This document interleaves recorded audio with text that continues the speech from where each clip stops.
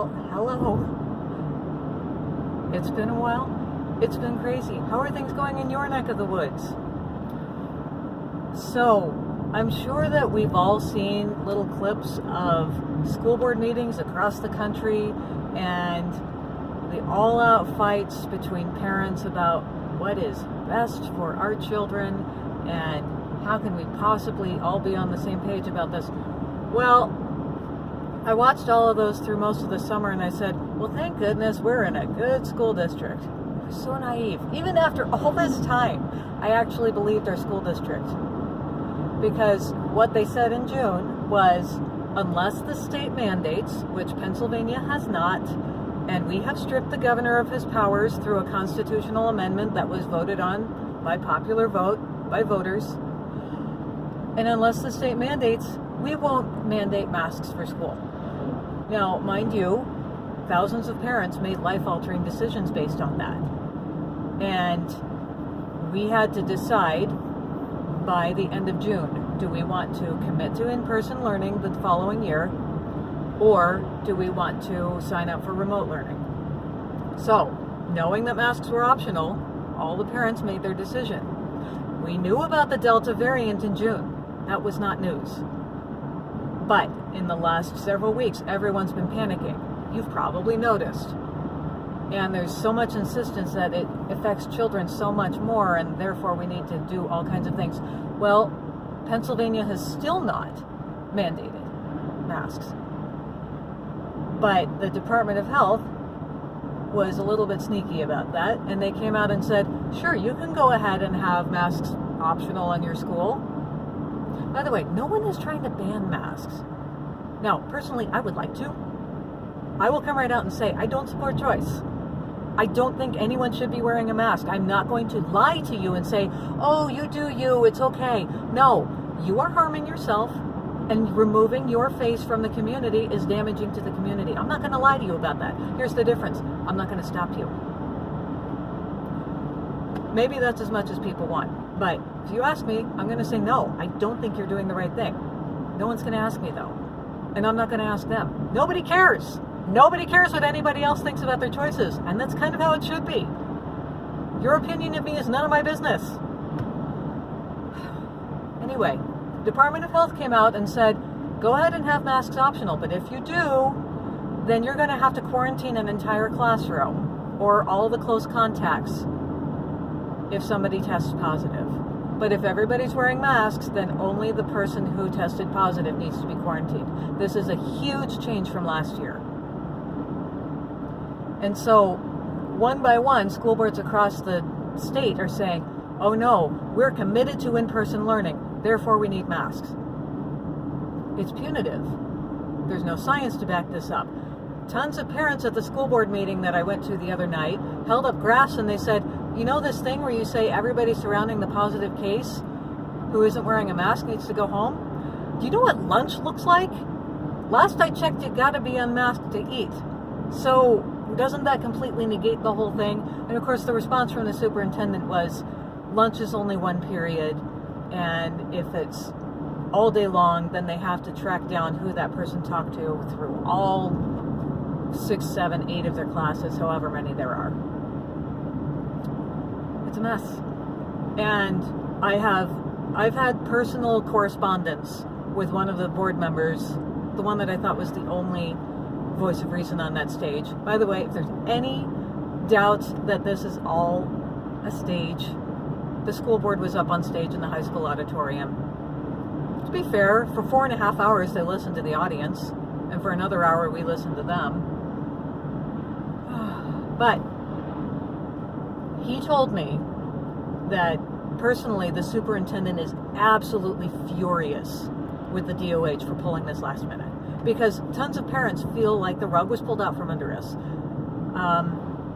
There's litigation all across the state over things like this, partly because our school board in particular did a really masterful job of messing up their initial vote. They did not put it on the agenda, and they locked people out of the meeting, and the people who were outside and had no ability to listen into the meeting, they said, don't worry, there's no vote tonight, you can go home. None of that was true. They voted and they violated the Sunshine Act. Every government meeting needs to be at least available to the public, and theirs wasn't. So that was the basis for the lawsuit. Another basis was, what authority does a school board have? They're not a health board. And that was what this particular school board member said as well that night. He said, I don't see why we're qualified to make this decision at all. And there are state laws that say if it's not from the state DOH, if it's not from your county DOH, which our county doesn't even happen to have one, then the school board isn't qualified. Well, lots of people are arguing the other way. It's just like getting a second opinion. Law is negotiable. So we'll see how the court case handles it, shakes out. In the meanwhile, though, I was highly entertained sitting in that board meeting for an hour, 5.5 hours. Partly because we pulled our kids out of school. We were tired of being at the mercy of the public schools. And that has been going through our mind for a couple of years now, but they are servants of the state. They are so worried about what the DOH is going to do to them, not what they are doing to kids. So it was time to step out of that system. And we can keep hammering them. We can have all the grassroots movements that we can. Someday that'll work. Won't work this week. School started this week. So we stepped away. Our kids are thriving in a private school. But there was a lot of passion in that room that night. There were about 200 people there. There should have been more. But that's how many there were. It was about 2-to-1, unmasked to masked. And I will tell you, every person who was wearing a mask who got up to speak, I could see them breathing and I could hear them breathing. You cannot tell me the mask has no effect. Everyone was working harder to breathe. It didn't matter how old they were. It didn't matter what kind of mask they were wearing. They were up there saying, and it's really important that we have kids in masks because look how committed that we need to be to in-person learning because, on and on. Speaker after speaker was working harder to breathe. Now, they didn't pass out, but what does that do to you over time? I saw it with my own eyes. I heard it with my own ears. Neither of which are perfect. And they were having trouble breathing. So, my favorite commenter, though, was an older lady, and she was late in the evening. And she got up, and she had her mask on, and she started talking about how we've heard from a couple of doctors. I'm not going to repeat what they said. I just agree with them. But parents, your children are watching, and you need to set a good example because they need to know what you do, not just what you say. And one of the board members said, ma'am, can you speak up? We can't hear you. That's the other issue with the mask, right? And a couple of people said, hey, take your mask off. And she ripped it off and goes, I'll take it off to tell you to be quiet. You're all so rude. And none of you are here for your kids. You're here for yourselves. You're all selfish. You're bad parents. Now, I don't have any kids. I've never had any kids. But I care about your kids more than you do. Like I said, highly entertaining. Highly, highly entertaining. There was one doctor who got up. She was a psychiatrist, and she said, we don't have randomized controlled trials on masks. That would be unethical because it would be putting children in danger. And I yelled at her, that's because you have the assumption that they work.